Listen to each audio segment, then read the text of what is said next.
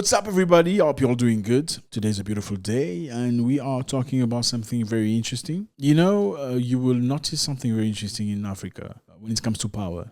People love power. We're going to talk about power today, but before we get to that, let's watch this video, and I'm going to make a comment right after. Talk to Al Jazeera went to visit the man described as the world's poorest president at his tiny farmhouse home outside of Montevideo. There are no bodyguards, no butlers, just Mujica's three-legged dog, Manuela. Our cameras barely fit in his living room.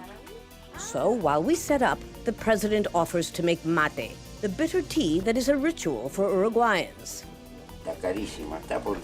He complains the price has soared.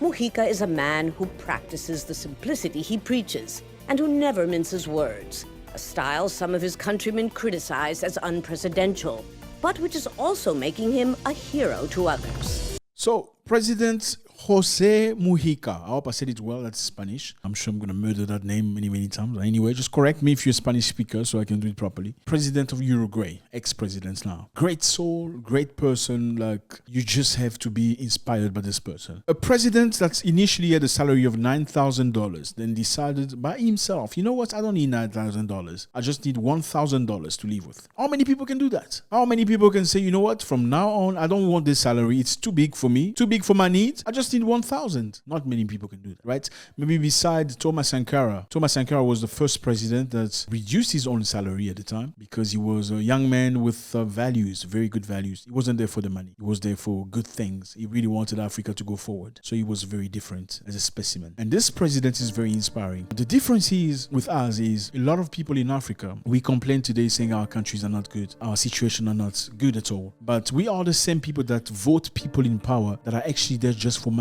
One of the main reasons why African countries do not move forward, are not progressing, are not doing good, is because most of our politicians are in politics for money. Yes. It's not because they love the country. It's not because they devoted to the country. It's not because their goal is actually to fix the country. It's because they see politics as a quick way to make money. That's the truth of it. Yeah. And I bet you what, if you said today, from now on, politicians' salary is going to drop. They're actually going to get the same salary as teachers in school or same salary as nurses. They will change companies, they will change activities. 98% of politicians will change activities as soon as you tell them we are going to drop the salary, you're going to earn as much salary as teachers and nurses. I firmly believe that politics should be a job that somebody that's really devoted to the country should do. You know, we see teachers, like we see nurses, they get very small, very slim salaries, but they still do their jobs. Why do they do their jobs? It's because they love their jobs. Nurses don't do their jobs necessarily for the salary. Actually, salaries are very complimentary for nurses and teachers. They just love teaching. They just love nursing, helping. Yeah. And I firmly believe if you really want to have a politician that's truly faithful to the task, somebody that's really want to see the country move forward, take away the salary.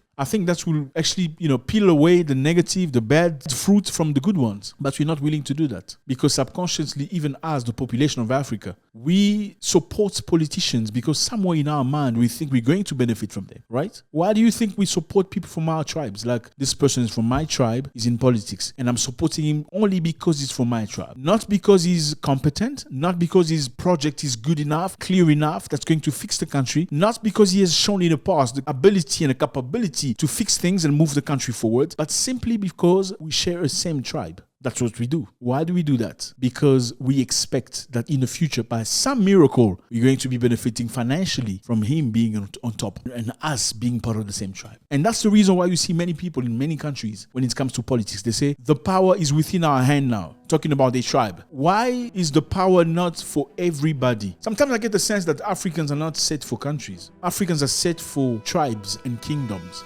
A country is a mix of many tribes, many cultures, many clans coming together as one nation. But even though we know that, we still think like tribalistic people. We still think for our own group of people. We still want us to have the power. Not because we're competent, not because we have the ability to do it, just because he speaks the same language. And that is the reason why many people are in politics, Because of money. That is the reason why many people are stealing. You have no good roads, no good services, no good situation, no good housing, no good health. You live in a very complicated situation, and most of us are resorting to go to foreign countries looking for better life. How come Africa is not moving forward? How come a land that's so blessed with so much minerals, so much resources, we are struggling every single day? How do you explain that? How is that even possible? It's not possible. How can somebody with his right mind have so much goods, so much wealth, and still suffer and see his children walk away from the country, go far away, looking for a better life? While Chinese are leaving China, coming to Africa, looking for better life. While Europeans are trying to scramble to try to get the goods of Africa, Africans are running away from Africa, looking for jobs as security guards, looking for jobs as cleaners. Unbelievable. How do you explain that? It means the people in power are not doing the job correctly. It means the people in power are selfish. They're just benefiting themselves and their families and their friends. They're just pumping them with money, pumping their relatives. They don't care about you. They just care about themselves. And that's the reason why many Africans want to get into politics. Many Africans see politics as a quick way to make money. It's not because they love the country. Like I said earlier, there is a story in the Bible about a woman that claimed a child was hers. She said, "This is my child." The real mother came and said, "No, it's my child." Then we found two women saying, "It's my child." The other one says, "It's my child too." Now, how do you know whose child it is? The king at the time, I believe, was Solomon, said, "Give me that child." He took his knife and he wanted to cut the child into two parts. Then one of the women jumped up and said, "No, please, don't kill my child. Just give it to her. Let her have him. It's fine." Then the king took the child and gave it to that lady. Say, "You are the mother." Why? Because the false mother was ready to shade the child, to cut it into half, because she doesn't really love the child. Now, the child is your country and the mothers are politicians. Those politicians looking to share power, not necessarily because they want you to move forward, but because they want to eat and let the other person eat while everybody else suffer. Those are the people that are destroying your country. A real mother will say, "You know what? You can keep the power. You can lead us. It's okay. I'm okay with you having the power. I'm okay with you leading us, provided you're taking us to the right direction. Provided there's service delivery. Provided there are hospitals. Provided there are schools. Provided people